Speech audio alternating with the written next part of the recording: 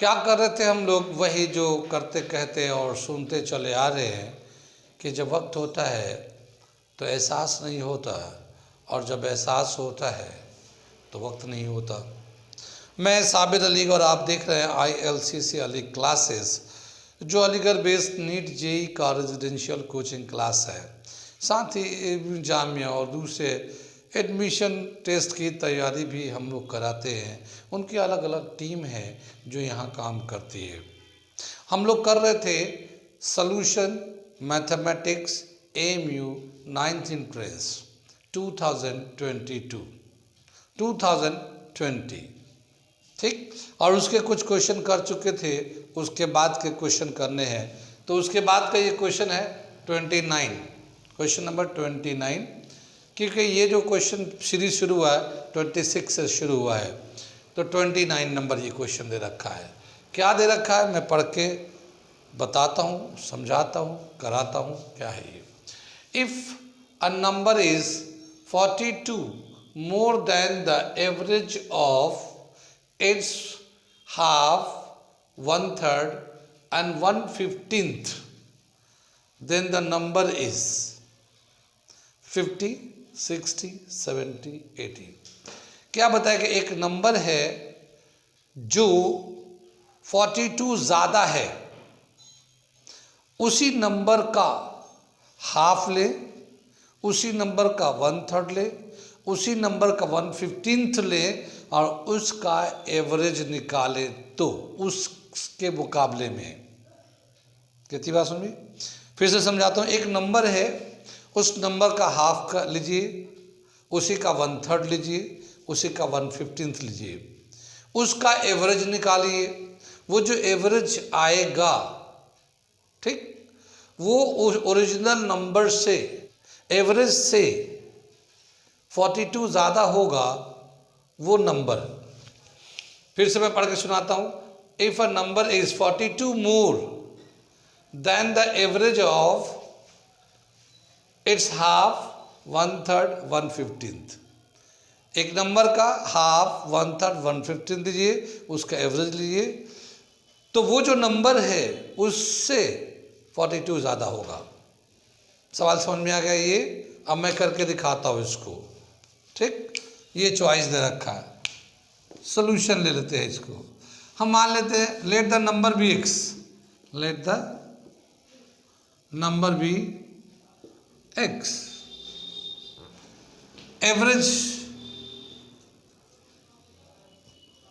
Of एट्स 1/2, 1/3 and 1/15।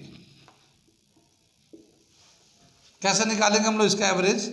तो ये जो है x का 1/2 करेंगे, तो x/2 plus x/3 plus x/15 का एवरेज लेंगे, यानी 3 से डिवाइड कर देंगे, तो ये हम लोग 3 से डिवाइड कर दे रहे हैं। अब ये जो नंबर आएगा हमारा कितना हो जाएगा? ये एलसीएम ले लेते हैं हम लोग, 1/3, इसका एलसीएम लेंगे तो 30 आ जाएगा इसका एलसीएम, ठीक है, 30 आ गया। 2 से करेंगे 15x, 3 से करेंगे 10x और 15 से करेंगे 2x, ठीक।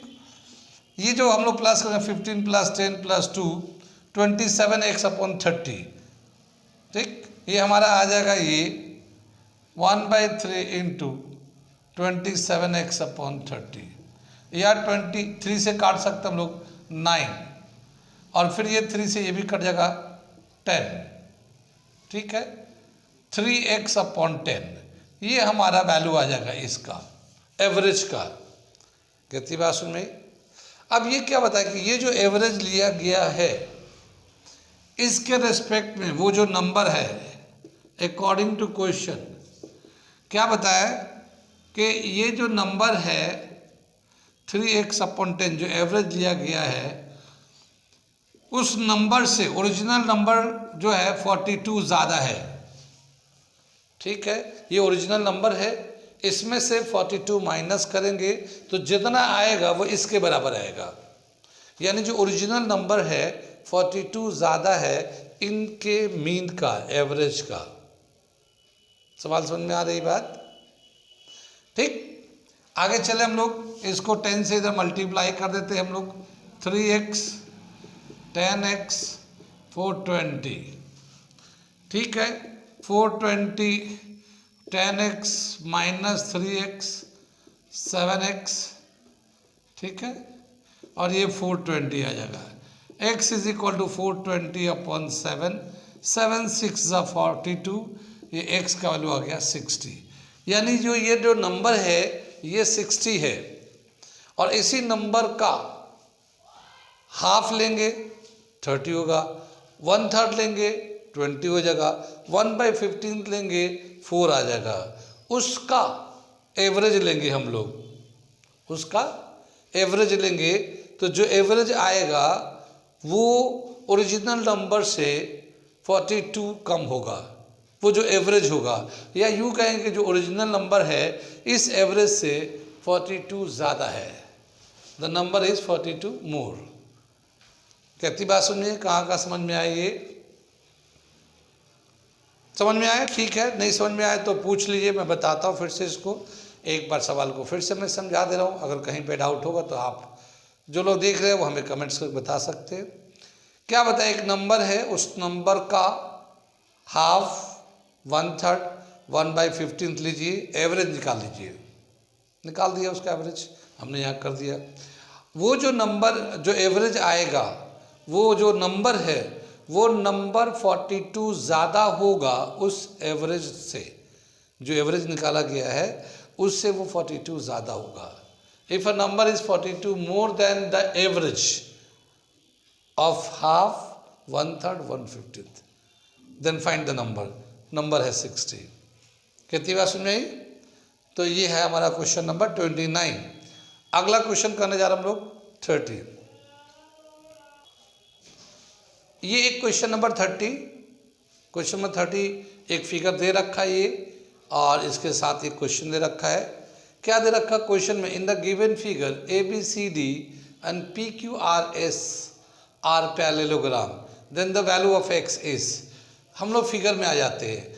क्या बताए, ABCD एक पैरेललोग्राम है और PQRS ये भी एक पैरेललोग्राम है।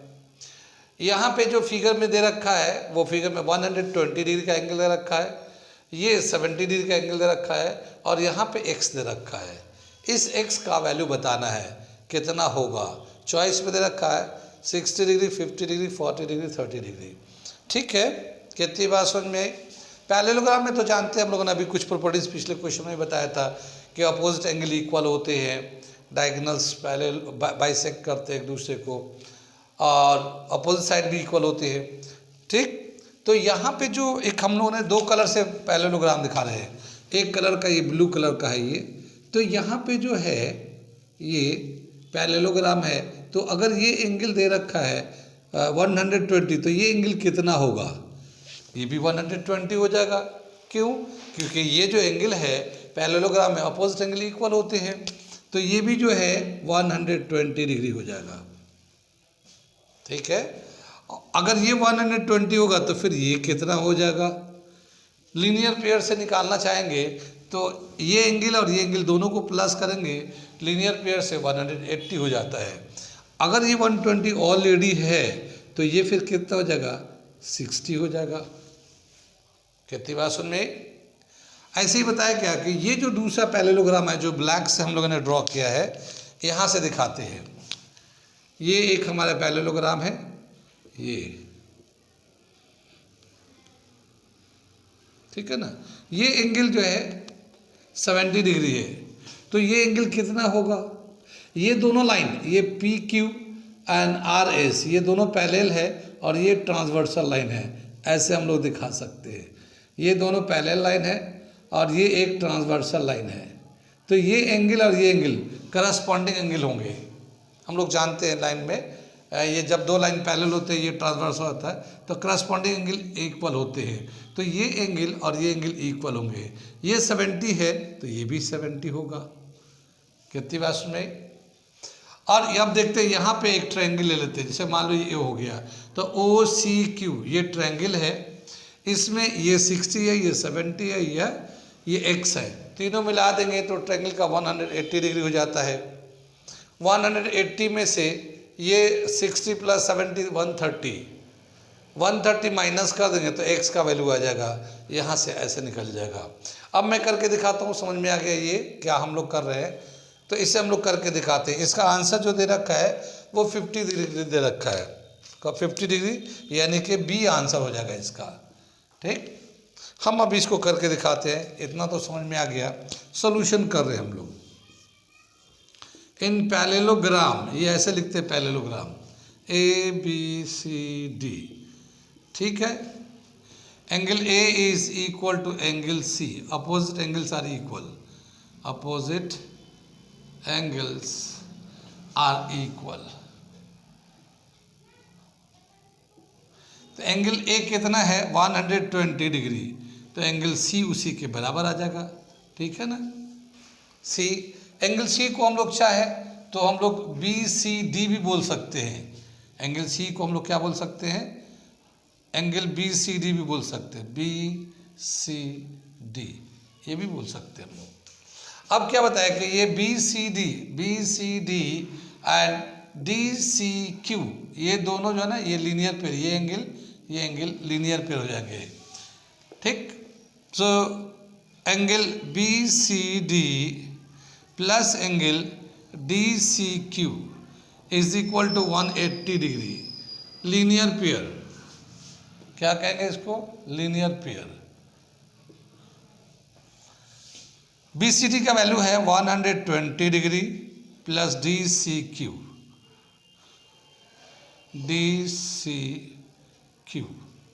180 डिग्री, ये आ गया। Angle DCQ is equal to 180 minus 120, 60 degree.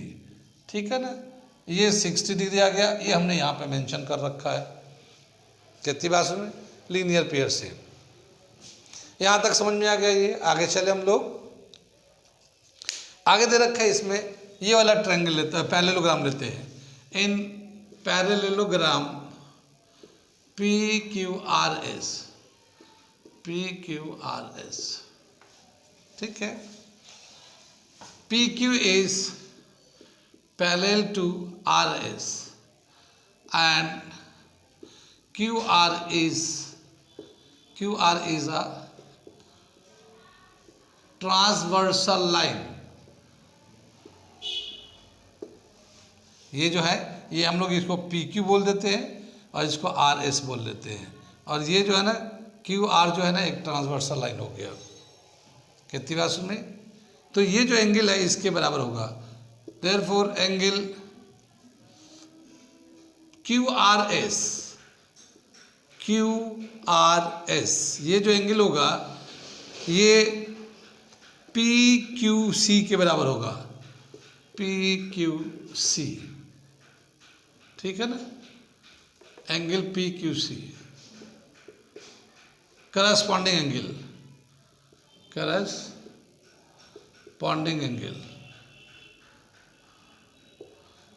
Angles. कितनी बात सुने, अब ये जो एंगल है 70 है, QRS 70 दे रखा है ये QRS।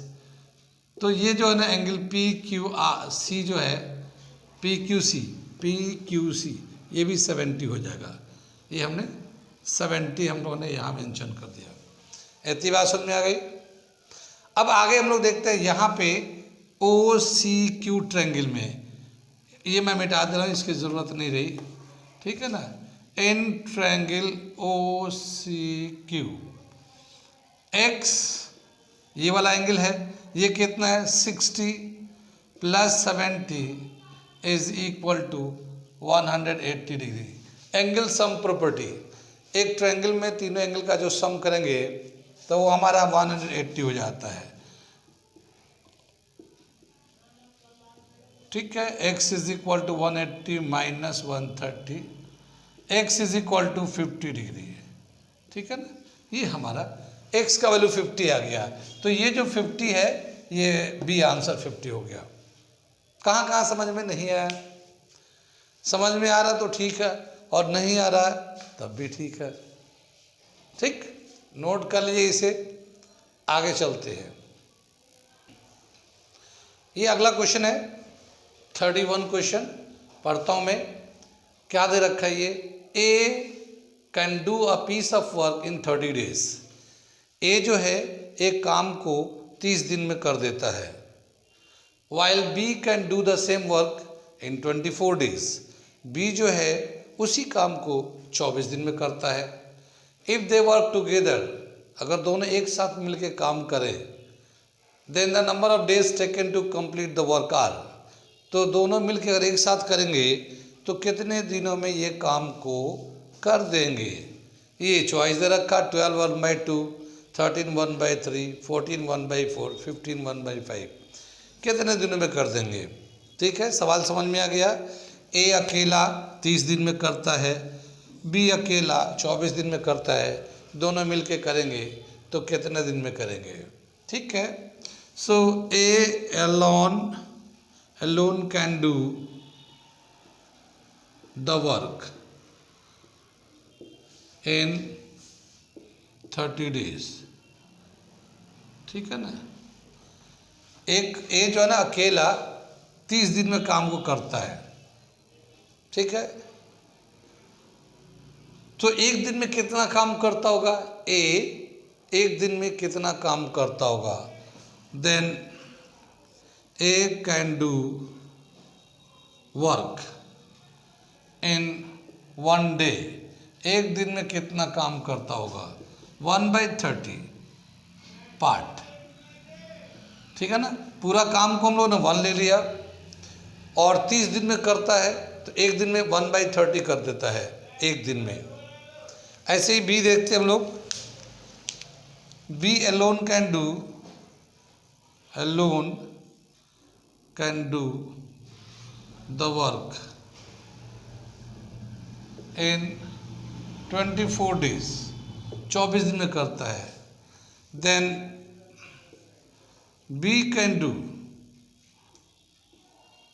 Work in 1 day. B एक दिन में कितना कर देगा फिर, 1/24 पार्ट। तो ए जो है एक दिन में 1/30 पार्ट कर देगा काम का, बी एक दिन में 1/24 पार्ट कर देगा। अगर दोनों एक साथ काम करेंगे तो total work done when they work together, total work worked done when they work together। एक साथ काम करेंगे तो together in 1 day। ठीक है ना, एक दिन में कितना काम कर देंगे जब वो दोनों एक साथ काम करेंगे तो ये दोनों को प्लस कर देते हैं, क्या आ जाएगा 1/30 प्लस 1/24। ये इतना टोटल वर्क हो जाएगा एक दिन में। इसका एलसीएम लेंगे हम लोग। ठीक है, एलसीएम आ गया 120, 30 से डिवाइड करेंगे तो 34 4 को 1 से तो 4 आ गया। ये 24 से करेंगे तो 5 टाइम्स हो जाएगा, ये 5 आ गया। ये 9/120 पार्ट। ठीक है ना, दोनों एक दिन में एक साथ जब करेंगे तो एक दिन में 9/120 पार्ट कर देंगे। लेकिन अगर टोटल वर्क को कंप्लीट करना चाहते हैं दोनों मिलके तो कितना दिन लगेगा, तो टाइम टेकन, जब एक दिन में इतना करते हैं तो टोटल करने में कितना लगता है, तो इसी का हम लोग रेसिप्रोकल कर देते हैं हम लोग। Time taken to complete the work, ये कितना जगह 120/9, ये इतना आ जाएगा। हमने इसी का रेसिप्रोकल करते हैं। एक दिन में जब इतना करेगा तो टोटल करने के लिए कितना दिन लगता है, तो उसी का रेसिप्रोकल कर देते हैं हम लोग। ठीक है, यहाँ पे भी 3 से काट लेते, 3 3 3 4 40/3 आ गया और ये 13 1/3 डेज लग जाएंगे। इतने दिन में ये दोनों मिलके कंप्लीट करेंगे। इस तरह से अगर हम लोग आंसर देखते हैं तो इसका आंसर भी है कितनी बात सुन में, आगे चले पीछे चले, समझ में आए। ये एक दिन में दोनों का निकाला, दोनों को प्लस कर दिया। एक दिन में ए कितना करता है, एक दिन में बी कितना करता है, दोनों को प्लस कर दिया। 9/120 दोनों मिलके एक दिन में करते हैं। टोटल करने के लिए रेसिप्रोकल कर देते हैं। कंपटीशन में इतना स्टेप बाय स्टेप तो करके देखने के लिए हमने बताया, लेकिन कंपटीशन में हम लोगों ने एक शॉर्टकट फार्मूला भी है, उस शॉर्टकट से मैं कर देता हूँ उसको, ठीक है ना। इसका हमने शॉर्ट वीडियो बना दिया है, आप जाके देख सकते हैं, मगर उसको हम लोग शॉर्टकट में करते हैं ताकि कम से कम टाइम में ये सिंप्लीफाई हो जाए। तो ये तो था हमारा मेथड से। अब मैं इसे मिटा दे रहा हूँ, ठीक है, ये मिटा दे रहा हूँ और मैं इसको शॉर्टकट मेथड से बता दे रहा हूँ। शॉर्टकट क्या दे रखा है, ये देखो, D is equal to A into B upon A plus B. ये हमारा फॉर्मूला हो गया। क्या मतलब हुआ, ऊपर में मल्टीप्लाई नीचे में plus. Time taken by A to complete the work, ये A हो गया। B time taken to B to complete the whole work, यानी A अकेला कितने दिन में काम करता है, B अकेला कितने दिन में काम करता है, ये A एंड B का रिलेशन हो गया। और अगर दोनों मिलके करेंगे तो दोनों मिलके करेंगे तो कितना दिन लेंगे, days taken when both A and B are together, ठीक है ना। A एंड B दोनों जब एक साथ काम करेंगे तो कितना दिन लेंगे, ये रिलेशन है इसका, इसे याद रखना पड़ेगा आपको। इसको हम लोग ऐसे भी लिख सकते हैं, 1/D is equal to 1/A plus 1/B, ये भी रिलेशन है ये, इसको हम लोग ऐसे भी लिख सकते हैं, ठीक है। इसको फर्दर सिंप्लीफाई करेंगे तो ये आ जाएगा। अब जैसे इस क्वेश्चन में दे रखा है, ए को कितना दिन लगता है 30, बी को कितने दिन लगते हैं 24, ठीक है। नीचे 30 प्लस 24, ये दोनों मिलके काम कर रहे हैं, ये डेज लगेंगे। ये 30 इंटू 24 और नीचे जब प्लस करेंगे तो 54 हो जाएगा, ये 54 हो जाएगा। अब ये हम लोग 6 से कर लेते हैं, 6 4 ज़ा 24, 6 9 ज़ा 54, 6 9 ज़ा। अब इसको 3 से कर लेते हैं, 3 3 ज़ा 9, 3 10 ज़ा 30। अब ये 10 है, 10 इंटू 4 40, 40/3, 40/3 देख रहे ना, इसको करेंगे 13 1/3, ये इतना दिन आ जाएंगे। तो ये एक हमारा शॉर्टकट फार्मूला है, इससे इस तरह के सवाल को करना है कंपटीशन में, ताकि जल्दी से जल्दी आपका सॉल्व हो जाए इस तरह के क्वेश्चन को। कहाँ तक समझ में आई, इसे नोट कर लिए, मैं अगला क्वेश्चन करा रहा हूँ।